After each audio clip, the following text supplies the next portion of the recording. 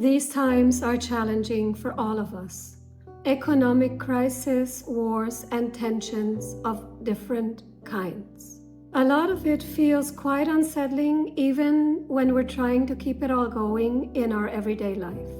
And sometimes we may feel that it's hard to stay calm with everything that is going on.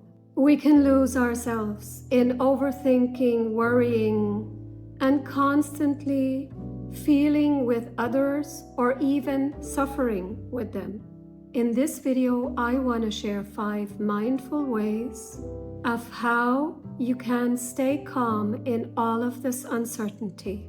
It's an invitation to find the calm and peace inside of yourself, to find your strength and stay grounded, even now. Hi, I'm Rose. If you're new here, welcome. And if you've been here before, I'm so glad that you're back. This channel is your space for mindful living, deep reflection, and gentle practices to help ground you. Chapter 1, Awareness. Be aware of what is going on without losing yourself or identifying with it completely. The first step is often the hardest one, and yet it's also the most important one, to really notice what is actually going on. And I mean here and now in your life, inside of you. Your thoughts, your emotions. Taking that moment to pause and to really reflect and notice without sugarcoating or pushing things away. Just noticing yourself as you are, as you feel in the current situation. What is all of this doing to me right now? How does my body feel? What are my thoughts? What are my feelings about the whole situation? What moves inside of you when you hear the news or you hear conversations? Listen to your body. Our body carries so much wisdom, and it's beyond thinking. Our body reacts immediately. It builds up tension or it relaxes, depending on what we're taking in. And right now, many of us carry tension and tightness, maybe even worry or fear or tiredness. And all of those reactions are totally understandable, and they're human. But we are much more than just our thoughts and emotions. We're more than our worries and our fears. We are also the consciousness that can actually notice this, that can observe. We are the observer of what is going on. And in observing what is going on is exactly where presence begins. You can practice that even while you're watching this video. You can observe your breath while you're listening to me. Observing your breath is such a strong and deep practice because it creates a space between what is happening around us and before us going into a reaction. And in that space is exactly where our peace and our calm live. It's always there. We're not noticing it in every situation, but it's always available. And once we understand this, we don't have to jump after every thought and emotion that we feel. We can understand, yes, I have thoughts and I have emotions, but I don't need to identify with them.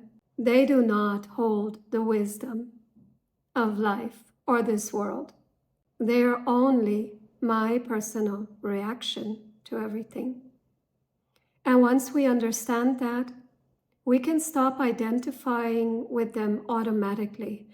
Yes, of course, it's important to know and observe what we think and feel, and then we can let them pass by like clouds in the sky. To observe means not analyzing, just being with what is, and that brings us into the now, into this moment with presence. Chapter 2, Stillness. Living mindfully also includes calming our mind, our thinking, before it pulls us into every possible direction. When we feel uncertain, our mind wants to get into control. It's looking for explanations, answers, and solutions, and it's doing all of that to keep us safe, and that is wonderful. But there is a limitation. If the threats are not coming of our own direct life, but are connected with things that are happening in the world that are out of our control, this is exactly where the system cannot solve it for us. And if we don't step in and start calming our mind, we will be running in circles, playing over and over the same scenarios, repeating the same images, the same thoughts and emotions, and there is no end in sight. So we end running in circles by consciously deciding to calm our mind. Stillness begins in the realization that we do not need to think it all through. I can just be here. In this present moment, our mind can calm down if we don't hand over our steering wheel to our thinking and our emotions. But we stay in charge. Our consciousness stays in charge. And it basically means we give our mind a break. We create some space between what is happening and what our mind makes of it. And that little space is exactly where our inner peace lives and our inner stillness. It's always there. And you can practice it anytime by breathing consciously and just observe the breath. I personally also like to add the sentence, I am not my thoughts, I am not my emotions, I am the peace beneath them. And even just now, when I say these sentences in the video, I can really feel how it breaks the pattern of overthinking things that we are not in control of, and instead realigning with ourselves through awareness. Chapter 3, Strength. We can strengthen our inner calmness if we stop chasing the outside. The more unsettling the world outside becomes, the more important the question is, what am I feeding to myself on a daily basis? What information and what news do I take in?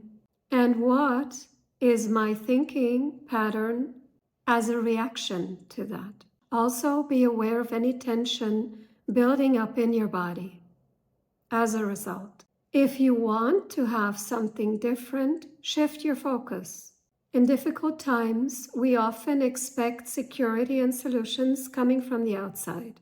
But the real stability does not come through the outside, giving it to us, but by creating it inside of us first. It comes from reconnecting inside, connecting with our inner peace and our inner wisdom. Be aware that what you're focusing on is what you're actually nourishing.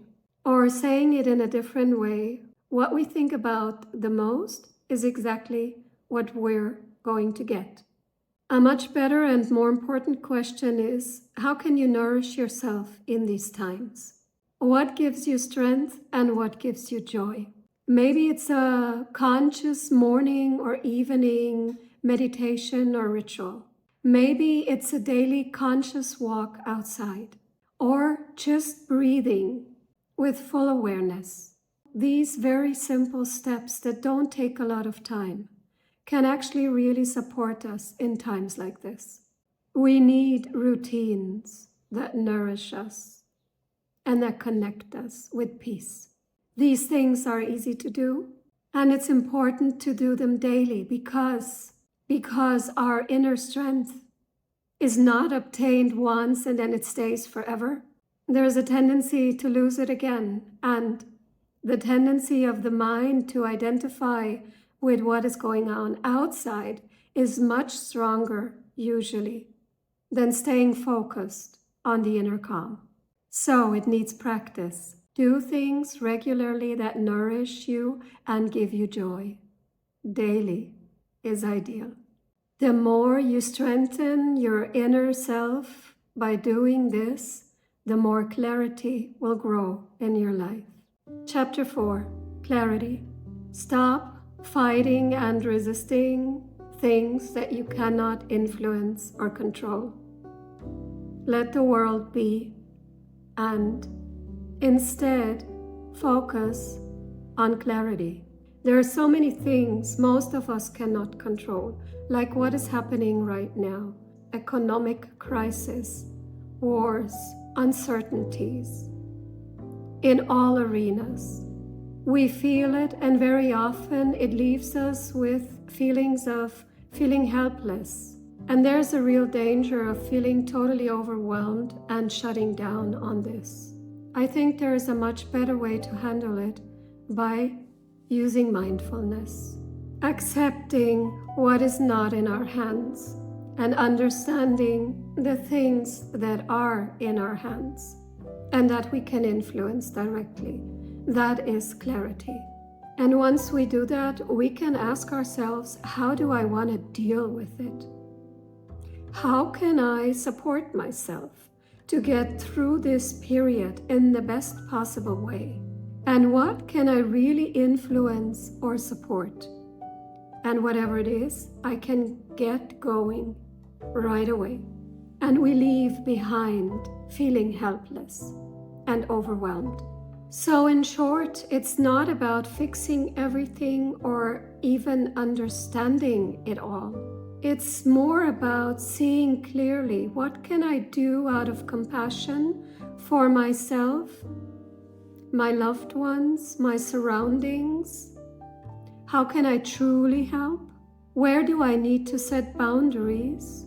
Not out of neglecting or not taking responsibility, but understanding the things that are not in my hands, not in my control. It's a decision of self-care, benefiting my inner peace. And clarity arises when we become more peaceful inside. Then we see the difference between what is really ours to fix and release what is not. Accepting the things we cannot change and letting them go creates peace within us, even when there is no peace outside. And from this inner clarity, we can start building trust. And that is what the final step is about.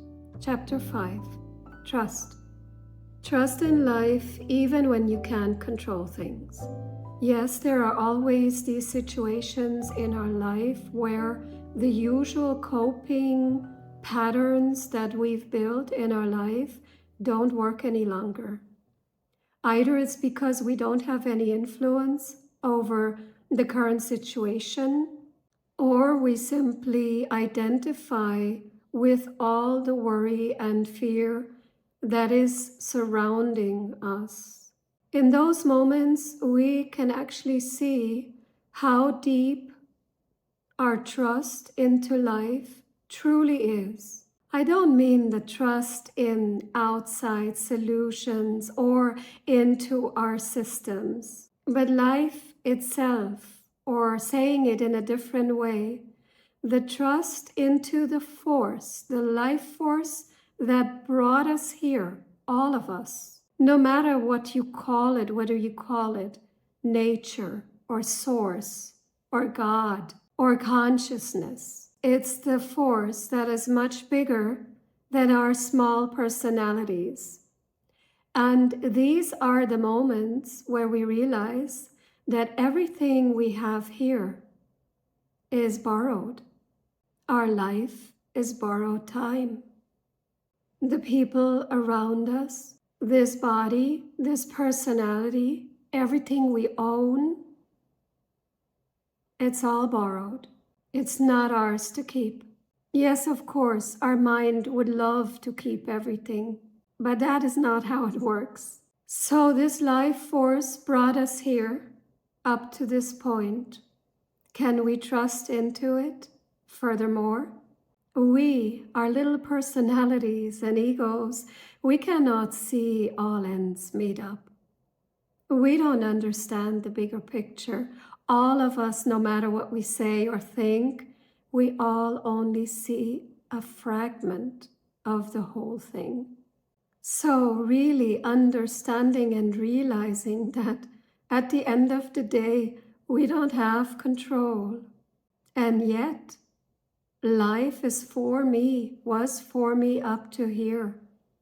Really enables me trusting onwards, trusting life, and also trusting my own capability to handle whatever is presented to me, for as long as I'm granted this borrowed present of life and my lifetime here. So trust doesn't mean we're constantly telling ourselves it's all going to be fine. It may be. I hope so. And that is trust. Trusting that life force, staying open, staying soft, staying gentle, staying calm and peaceful, not clinging, not judging, not fighting, not shutting down. It's more about knowing I cannot control everything that is happening, and I don't have to, and also trusting that I will be able to deal with it, whatever it is that is coming my way. Peace and trust meet up perfectly if we stay and touch the present moment as often as we can. Ask yourself what brings stability to your daily life. Is it specific morning or evening rituals? Is it nature? Is it silence? And prioritize touching that what nourishes you on a daily basis. It's important to learn how to stay steady in challenging times. And we can all support each other doing that. We can strengthen our own support system inside, and of course, we can also support people around us and be supported by them. Ken Wilber puts it nicely as growing up. It's time for all of us to grow up, to mature emotionally and mentally, learning to trust into life and ourselves by building our own integrity, learning to deal with problems and crises, and building our inner clarity.